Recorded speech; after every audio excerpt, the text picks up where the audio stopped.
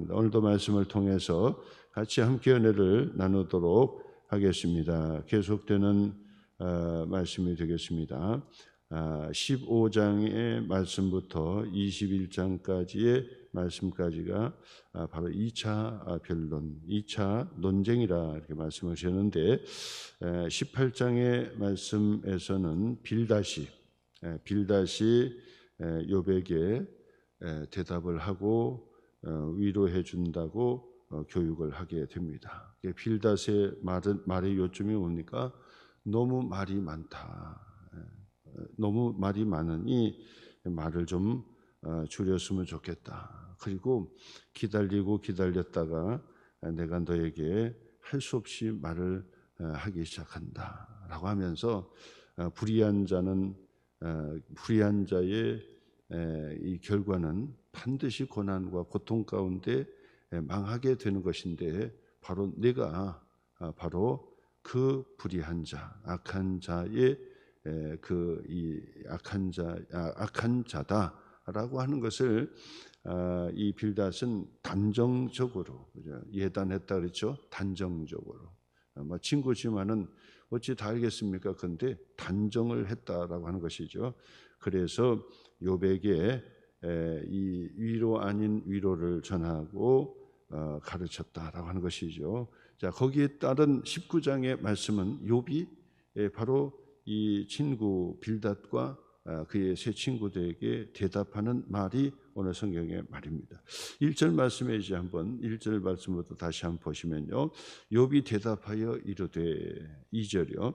너희가 내 마음을 괴롭히며 말로 나를 짓부수기를 어느 때까지 하겠느냐, 이제 이런 표현을 하고 있습니다.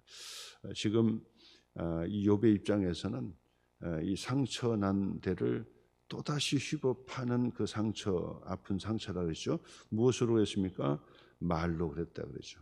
지금 우리가 이 세 친구들과 욥이 주먹질하고 싸우는 것은 아니에요.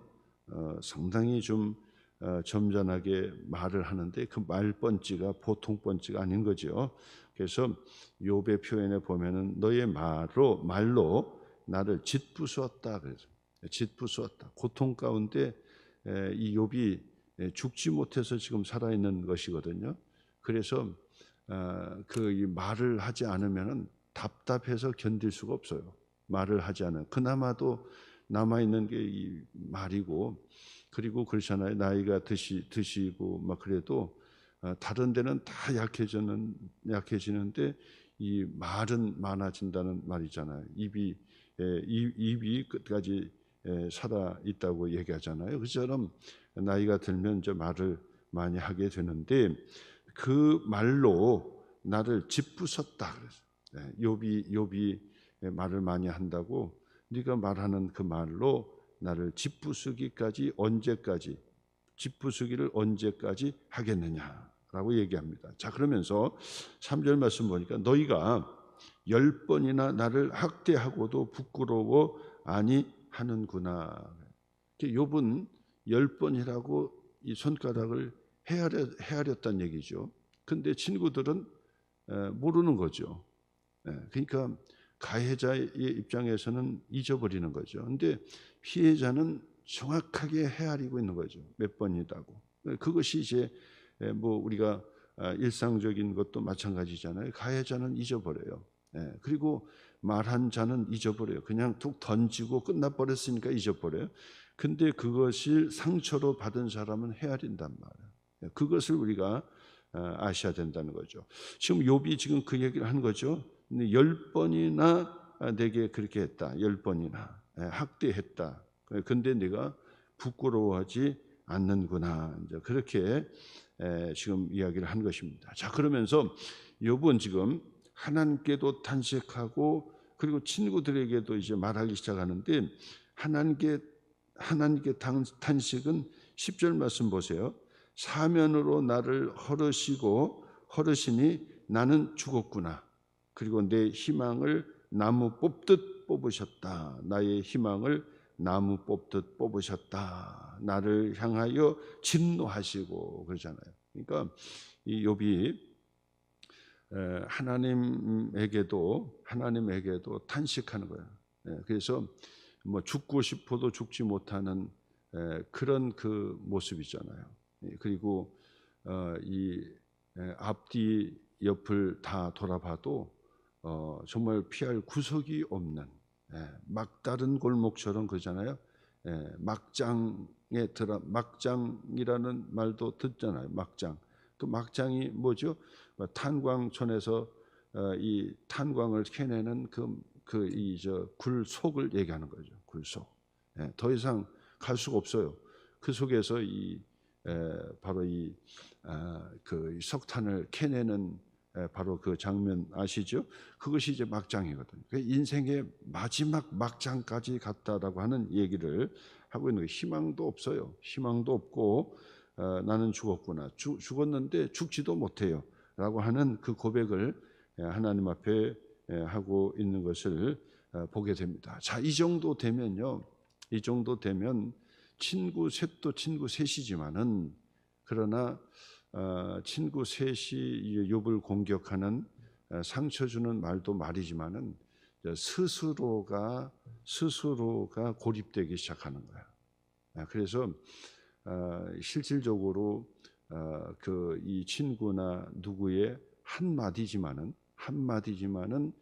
상처받는 사람의 입장에서는 그것이 10마디, 100마디가 될 수 있고, 그 다음에 한 친구지만은 친구들 다를 속칭해 버리잖아요. 그러니까 한 친구에게 상처를 받고 나서 말하기를 바라는 친구 다 필요 없다 그러잖아요. 친구가 다 필요 없다는 거예요. 한 친구를 만나고 두 친구를 만나요. 친구 다 필요 없다. 이제 그렇게 얘기하는 거죠. 자, 그것이 이제 뭐냐면 상처 주는 사람의 입장도 입장이지만은 받는 사람이 지금 고난 가운데 있기 때문에 마음의 이 근력이 약화되었어요.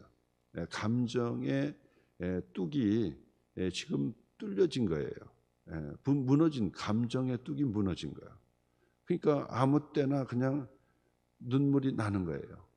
그래서 드라마를 보다가도 그냥 눈물이 나는 거예요. 그리고 누구 얘기 그냥 조금만 얘기해도 눈물이 그냥 핑 돌고 눈물이 나는 거예요.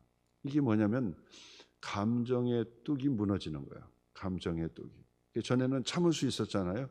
눈물 나는 곳에서도 눈물을 참고 뭐 드라마 봐도 아마 드라마니까 뭐 하면서 아마 그냥 넘어갈 수 있었다고. 근데 나이가 들고 약해지고 그러면 그 감정의 뚝이 이제 무너지기 때문에 약해지는 거예요.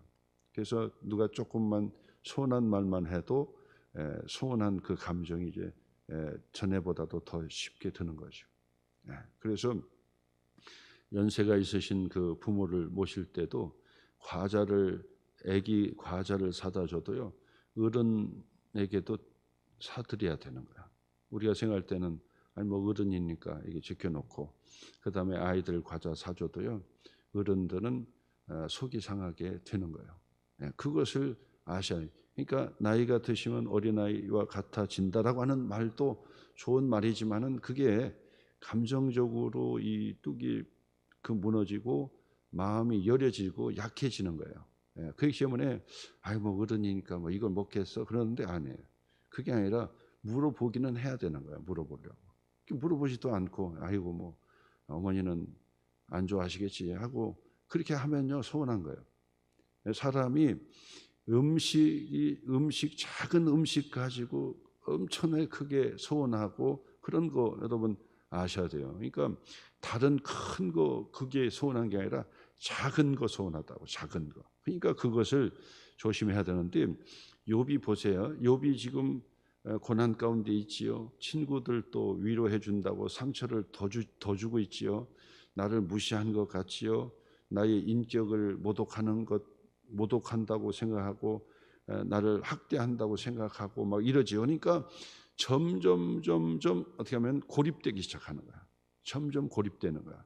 그러니까 이런 원리를 우리가 조금 더 잘 기억하셔야 돼요. 고립되는 거예요. 그럴 때는 반드시 밖으로 딱 튀어나와야 되는 거예요. 그러니까 자기 감정을 밖으로 내세워야 되는 거예요. 그래서 그냥 친구도 다 필요 없어, 누구도 필요 없어 하고 스스로 고립되면 더 심각한 늪으로 빠져서 혼자 늪에서 헤어나지 못하고 그냥 가라앉아 버리고 마는 거예요. 그렇기 때문에 욥이 지금 바로 그런 모습이죠. 그 보세요.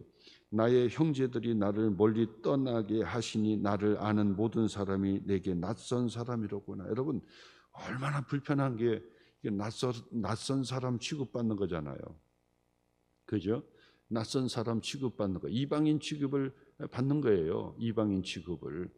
내가 어디를 가는데 누구 하나도 그냥 일어나서 반겨주는 사람이 없어요. 그러면 내가 여기 왜 왔나 하는 생각이 들고 저들이 나를 무시하나라고 하는 그런 생각이 들어요. 내가 마음이 근력이 강하고 그리고 가진 게 많고 막 그러면 그러나 그러지나 마나 네가 나를 무시해도 뭐 내가 무시당할 사람은 아니니까 하고 툭 털고 그냥 말하고 나가는데 이제 은퇴도 했지요. 돈도 없지요. 그리고 또 어디 가도 반겨주는 사람 없지요. 그리고 스스로 몸도 약하지요. 힘이 없지요. 막 그러면 어디 가서 누가 인사를 하지 않아도 마음이 서운하게 되는 거예요. 마음이 서운하고 섭섭하고 막 그런 거예요. 그렇기 때문에 여기는 뭐 다 연세 있으시고 그러시니까 이런 그 감정들이 있다는 거죠. 그러니까 젊은 사람들은 그것을 잘 이 세밀하게 그렇게 이 챙겨드리고 그렇게 하셔야 되는 거예요. 그래서 연세 있으신 분들한테는 그냥 제껴놓으려고 하지 말고 그냥 이렇게 항상 그렇게 해야 돼. 그렇게 해도 힘들어. 그렇게 해도 상처받고 왜 나를 빼놓나, 나를 돌려놓나, 나를 이방인 취급하나, 그리고 나를 무시하나, 막 이렇게 생각을 하게 돼요. 성격적으로 그런 분들도 있고, 그 다음에는 여러 가지 어려운 환경 속에서 바로 그런 모습이 드러나는데 욥이 바로 그런 모습이에요. 그래서 내 형제들도 낯선 사람 취급하지요. 14절 내 친척은 나를 버렸으며 가까운 친지들은 나를 잊었구나. 뭐 사실 진짜 잊었을 수도 있죠. 근데 그런 느낌으로 이런 고백을 하게 된다라고 하는 것이죠. 내 집에 머물러 사는 자와 내 여종들은 나를 낯선 사람을 여기 여종까지도 그렇죠? 여종까지도 나를 낯선 사람 취급을 한다는 거고요. 그다음에 17절 보세요. 17절 내 아내도 내 숨결을 싫어하며 내 허리의 자식들도 나를 가련하게 여기는구나. 이게 비참한 거지요. 우스갯소리처럼 막 그렇게 얘기하지만 나이가 드시고 막 그러면은 그 아내가 구박한다 그러잖아요. 왜 밖에 나가지 집에서만 새끼 밥을 다 달라고 하느냐. 젊어서는 밖에서 일을 하느냐고 힘들고 막 그렇게 했어요. 그래서 이제 은퇴를 또 하고 나이가 들고 막 그러니까 역시 가정이 최고구나. 내가 이제 가정에서 아내와 같이 이렇게 좀 얘기도 하고 그렇게 해야 되겠구나라고 그제서야 이제 남자들은 철이 드는 거거든요. 근데 여자들은 젊어서는 기다리다 이제 남편은 그 일찍 들어오지 않고 맨날 회식한다고 맨날 밖에서 도니까 나는 나대로 살아야 되겠다 해가지고 나이가 들면 들수록 여자들은 소셜 그 미팅이 더 많아요. 친구들도 이제 더 여기도 밥 먹어야 되고 저기 나이가 들면 여자들은 더 갈 데가 더 많아. 더 갈 데가 더 많고 애들 집에 가도 그 어머니는 환영인데 아버지는 그냥 소파에 앉아서 TV만 보고 신문만 보고 있잖아요. 누가 환영하겠습니까? 그러니까 집에서 새끼 먹는다고 구박하지요. 그 다음에는 또 밖에 안 나간다고 구박하지요. 나중에는 잠자고 일어나도 구박한대요. 왜 숨을 쉬느냐고. 왜 숨을 쉬냐고 구박한다고 우스갯소리처럼 얘기하지만은 이게 성경에 다 나와 있단 말이에요. 내 아내도 내 숨결을 싫어하며. 그렇죠? 내가 그 얘기를 뭐냐면 살아있다는 것 그 자체도 그 싫어한다 그 말이에요. 그 아내가. 내 허리의 자식들도 그죠? 허리의 자식들도 나를 가련하게 여기는구나. 그렇죠? 그 어렸을 때는 새우깡 하나만 들고 집에 가도 막 아빠 하면서 막 그냥 목마 태워달라 그러고 막 손에 안기고 막 그렇단 말이야. 근데 슬슬 이제 머리가 커 가서 이제 성인이 돼 보세요. 그러면 점점 이제 가까이 오지 않습니다. 그래서 가족 간에 한번 좀 식사 회식이라도 한번 하자. 그러면 지 스케줄 때문에 시간 스케줄 맞추지도 못해요. 그래서 결국은 그 아내와 남편과 둘이서 그냥 야 우리끼리 먹어야 되겠다 하고 그 온 가족이 모여서 같이 식사하려고 해도 안 된다 그 말. 거기에다가 이제 자기가 직장 다니고 돈 벌기 시작해 보세요. 그 다음부터는 이제 부모를 가르치려고 드는 거예요. 아유 부모 몰라요 그러면서 이제 가르치기 시작하면은 부모 입장에서는 이제 비참하기 시작한 거죠. 어렸을 때는 새우깡 하나만 들어도 막 그냥 뛰어왔는데 나중에는 새우깡이 아니라 뭐 몇천 집을 사주고 뭐를 뒷바라지 해줘도 다 쓸데없고 소용이 없다 그 말. 그때뿐이지 지나고 나서는 뭐 부모가 뭐 해줬네 뭐 이거 기억하는 사람이 없고 그러다가 가끔가다 염장 질르잖아요. 염장 질러요.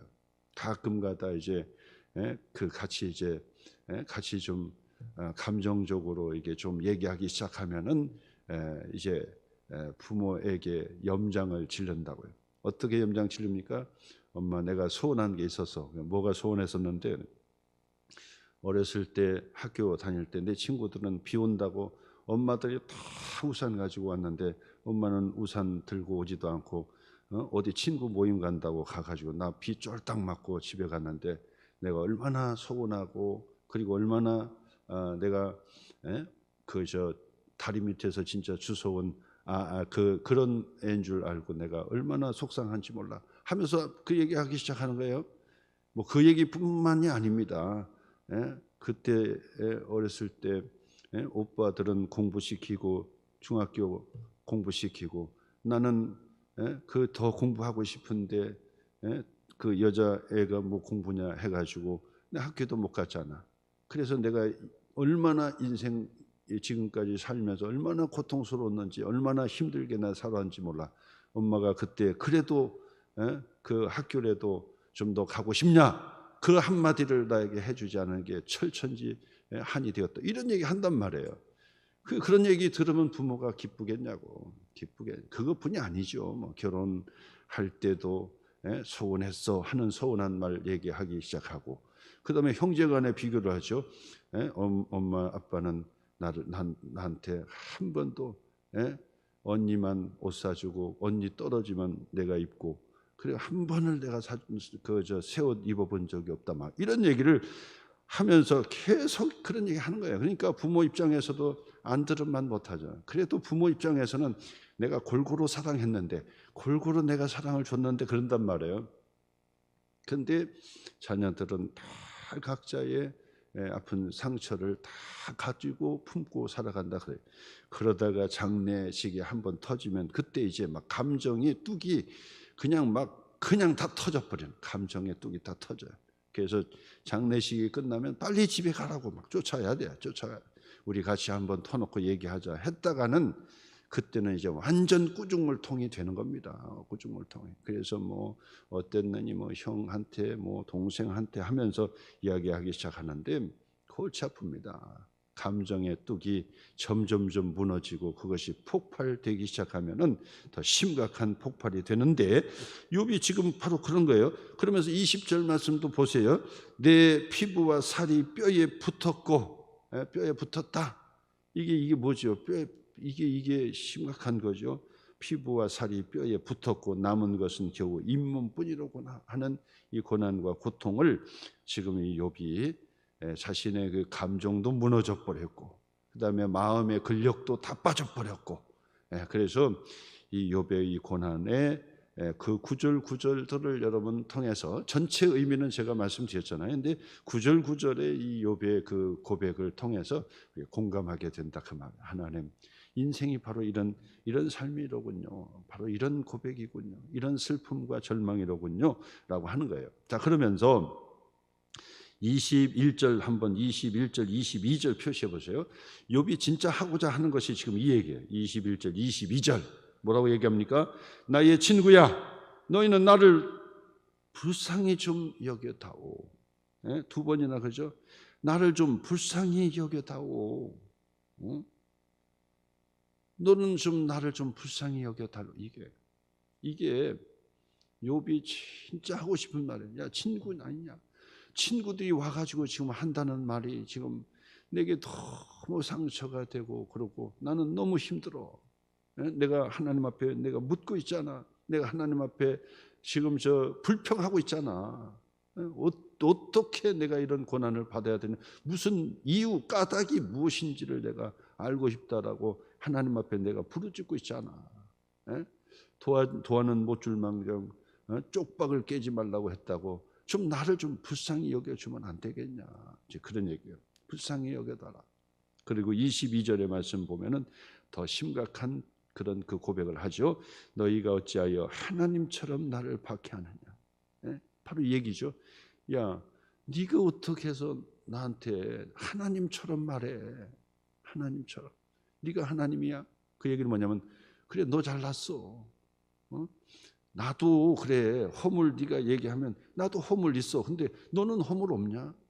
너는 어떻게 완전한 그 하나님처럼 내게 그렇게도 모질게 나를 교훈하고 책망하고 뒤집어 씌우고 그다음에 드러내고 오려내고 그러느냐라고 하는 거예요.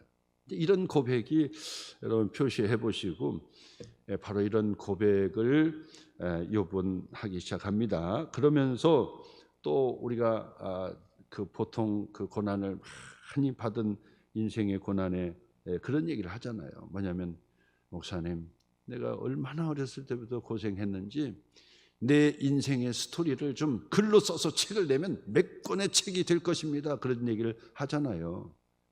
내가 지금 내 인생을 한번 써서 책을 내면요 몇 권, 몇 수십 권이 될 것입니다. 파란만장한 인생을 내가 다 살았습니다라고 하는 고백이 보면은 욥이 똑같이 그렇게 하는 거예요. 다 인생은 다 거기서 거기고 다 똑같다 그 얘기죠. 23절 보세요. 나의 말이 곧 기록되었으면 책에 쓰여졌으면 철필과 나부로 영원히 돌에 새겨졌으면 좋겠노라. 그죠? 그리고 수십 건이 될 것이야. 그리고 그 글을 돌에 새기고 납에 새기고 철필에 내가 새겨놨으면 좋겠다라고 하는 거예요. 철필에 새겨놨으면 좀 좋겠다. 왜냐하면 들어줄 사람도 없고 들어줄 사람도 없고 친구들도 듣는 것 같지만 다 건성으로 듣고 지 말만 하고 앉았고 하나님 앞에 부르짖어 기도해도 하나님은 응답이 없고 차라리 내가 철필에다가 돌에다가 새겨서 좀 또 영원토록 좀 새겨놨으면 좋겠다. 얼마나 억울하면 얼마나 속상하면 그런 고백을 하겠느냐라고 하는 것이죠. 자, 그러면서 25절도 한번 표시해 보세요. 25절 바로 내 인생을 기록하면은 10권도 더 될 것이다라고 하는 그 말을 하지만은 여기에서 욥은 플러스 하나를 더 추가하는 것이 25절이에요. 뭐라고 얘기합니까? 내가 알기에는 나의 대속자가 살아계시니 마침내 그가 땅 위에 서실 것이라. 요거죠. 요걸 기대하는 거예요. 그래도 내가 지금 답답하여 있지만은 그러나 우리 대속자 되신 하나님께서는 반드시 나를 세워줄 날이 있을 것이다. 그 얘기를 고백하는 거예요. 그러면서 내가 가죽이 벗김을 당한 뒤에도 내가 육체 밖에서 하나님을 볼 것이라. 이런 고백이요. 이런 고백은요 고난당하는 사람들이 막 하나님 앞에 절망하고 하나님 앞에 막 원망 불평을 하나님 앞에 불평을 들어서 놓으면서도 바로 이런 아름다운 고백, 이런 고백들을 우리가 배워야 되지 않겠습니까? 나의 가죽이 벗김을 당한 뒤에도 내가 육체 밖에서 하나님을 볼 것이라. 이런 고백. 정말 우리가 이 전체의 의미는 우리가 계속 제가 말씀을 드리니까 전체의 의미는 파악이 이제 쉽게 되는데 중요한 것은 이제 구절을 통해서 친구의 말들, 욥의 고백들을 통해서 우리가 이 공감을 하게 된다는 거예요. 욥은요 두려워 떠는 거예요. 육체적으로 고난을 당하고 이 피부와 살이 뼈에 딱 달라붙었어요. 이게 뭐죠? 그 이 50견인가 뭐 그렇게 그 50견이라고 하죠. 그 50견이 결국은 이 근육이 뭉쳐가지고 뼈에 붙어버린 거거든요. 그래서 주사를 놔가지고 이걸 분리시켜야 된다. 그러니까 얼마나 힘들어요.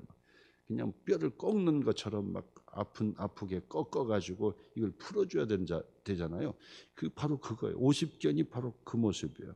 뼈에 붙어버려요. 살이 뼈에 붙는 거예요. 얼마나 고통입니까?